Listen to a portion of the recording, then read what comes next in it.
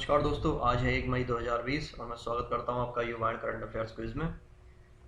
दोस्तों, इस current affairs की पीडीएफ का लिंक जो है हमने डिस्क्रिप्शन में दिया हुआ है और जो ऑनलाइन टेस्ट है हमारी वेबसाइट का उसका लिंक भी डिस्क्रिप्शन में दिया हुआ है। आप क्या कर सकते हैं कि उस लिंक पर क्लिक करके पीडीएफ भी डाउनलोड कर सकते हैं और जो दूसरा लिंक है उससे हमारी वेबसाइट से भी क्विज अटेम्प्ट कर सकते हैं।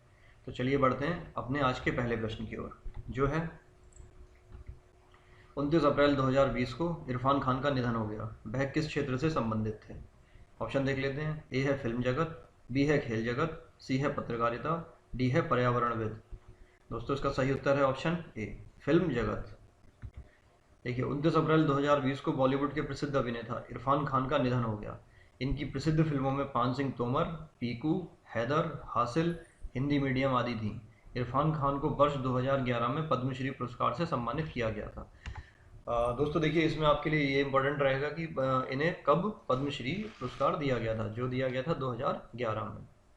चलिए बढ़ते हैं अगले प्रश्न की ओर।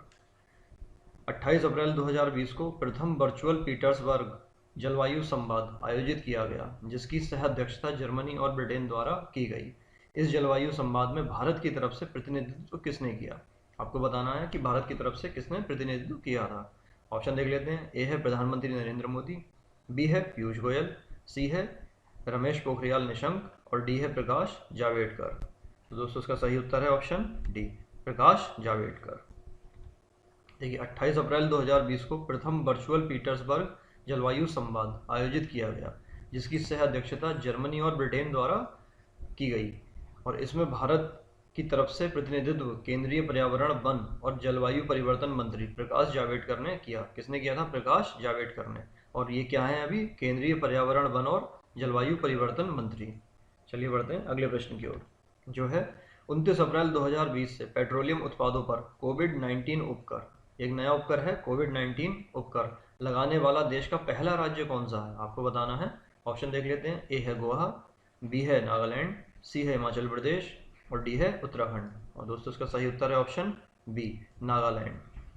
देखिए, कोरोना महामारी के कारण राज्य में पैदा हुई आर्थिक मंदी, किस वजह से? आर्थिक मंदी से निपटने के लिए नागालैंड की सरकार ने पेट्रोलियम उत्पादों, पेट्रोल और डीजल पर क्रमशः 6 रुपये और 5 रुपये, मतलब पेट्रोल पर 6 रुपये और डीजल पर 5 रुपये क्या किया है कि कोविड उपकर लगाने का फैसला किया है।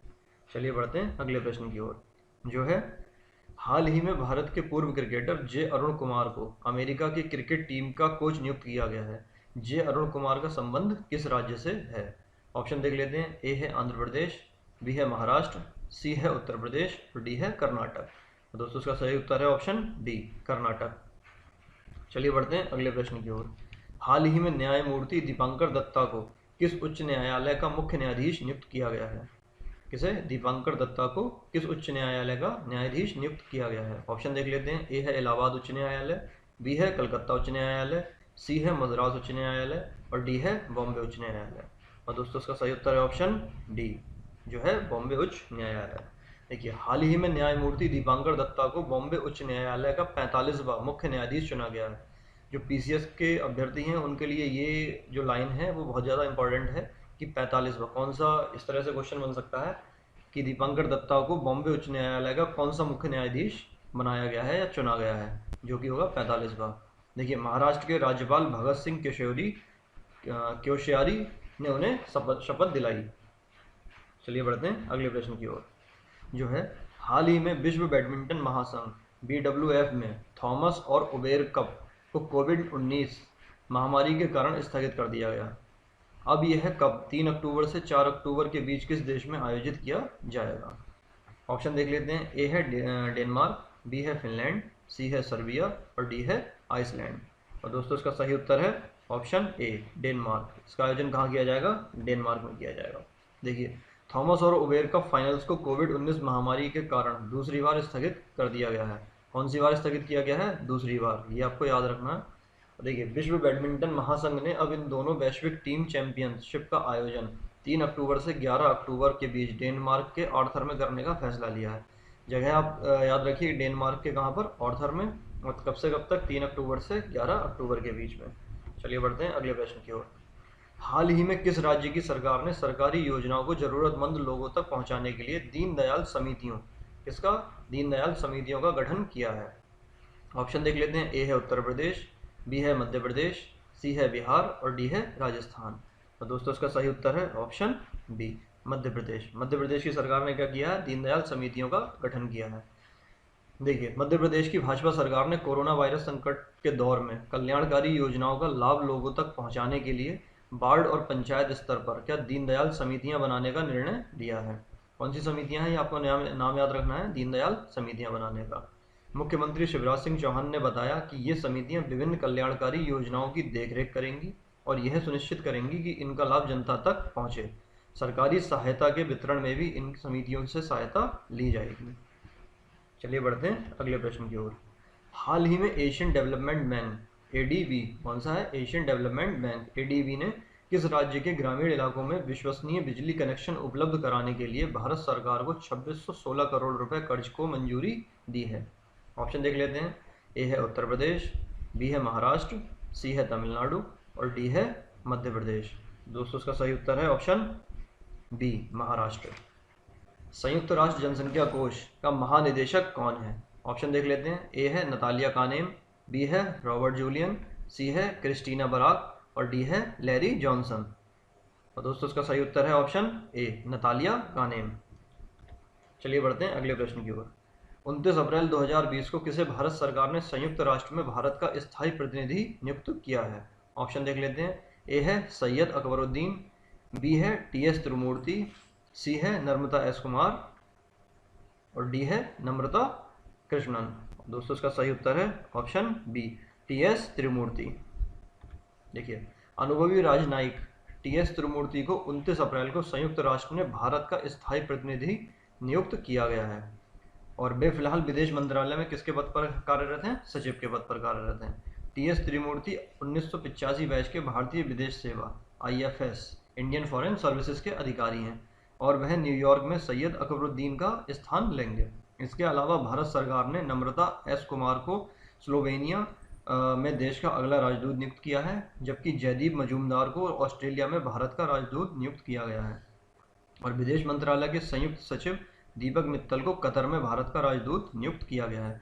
तो दोस्तों ये जो प्रश्न है वो PCS और IAS के लिए भी काफ़ी ज़्यादा यूज़फुल है, तो आप इसको एक बार अच्छे से याद कर लें। हाल ही में किस नदी जल प्रबंधन प्राधिकरण को अब जल शक्ति मंत्रालय के अधीन लाया गया है। ऑप्शन देख लेते हैं। ए है नर्मदा जल प्रबंधन प्राधिकरण, बी है गंगा जल प्रबंधन प्राधिकरण, सी है कावेरी जल प्रबंधन प्राधिकरण और डी है यमुना जल प्रबंधन प्राधिकरण। और दोस्तों इसका सही उत्तर है ऑप्शन सी, कावेरी जल प्रबंधन प्राधिकरण। देखिए, कावेरी जल प्रबंधन प्राधिकरण CWMA को अब आधिकारिक तौर पर जल शक्ति मंत्रालय के अधीन लाया गया है। किसके अधीन लाया गया है, जल शक्ति मंत्रालय के अधीन। किसको लाया गया है, कावेरी जल प्रबंधन प्राधिकरण को। ठीक है, कावेरी जल प्रबंधन प्राधिकरण पहले जल संसाधन नदी विकास और गंगा संरक्षण मंत्रालय के अधीन था। ये भी आपको देखिए, ये क्वेश्चन और ज़्यादा इंपॉर्टेंट हो जाएगा, किसके अधीन था पहले। कोई भी पूछ सकता है कि कावेरी जल प्रबंधन प्राधिकरण पहले किसके अधीन था। ऑप्शन होगा, आंसर होगा इसका जल संसाधन नदी विकास और गंगा संरक्षण मंत्रालय के। देखिए, मोदी सरकार ने जल से संबंधित मुद्दों से निपटने के लिए जल शक्ति मंत्रालय का गठन किया है, जबकि जल संसाधन नदी विकास और गंगा संरक्षण को इसी मंत्रालय के अधीन एक विभाग के रूप में ले लिया है। चलिए बढ़ते हैं अगले प्रश्न की ओर। हाल ही में उच्चतम न्यायालय ने आयकर विभाग को वोडाफोन आइडिया, किसे, वोडाफोन आइडिया को कर निर्धारण वर्ष 2014 और 15 के तहत कितनी राशि वापस करने का आदेश दिया है। ऑप्शन देख लेते हैं। ए है 700 करोड़, बी है 733 करोड़, सी है 560 करोड़ और डी है 636 करोड़।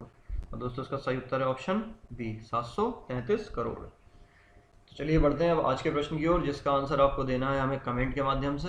और प्रश्न है, क्रिकेट में लागू होने वाले डकवर्थ लुईस नियम को ICC ने कब मान्यता दी थी। आपको बताना है, ये काफ़ी फेमस नियम है डकवर्थ लुईस। तो आपको बताना है कि ICC ने इसे कब मान्यता दी थी। ऑप्शन ए है 1996, बी है 1997, सी है 1999 और डी है 2003। तो दोस्तों इसका आंसर आपको देना है कमेंट के माध्यम से। अगर आपको हमारा वीडियो पसंद आया है तो आप इसको लाइक कीजिए, कमेंट कीजिए और अपने फ्रेंड्स के साथ शेयर कीजिए। और अगर आप नए हैं तो आप इसको सब्सक्राइब कीजिए हमारे चैनल को। चलिए मिलते हैं कल के अंक में, तब तक के लिए जय हिंद, जय भारत।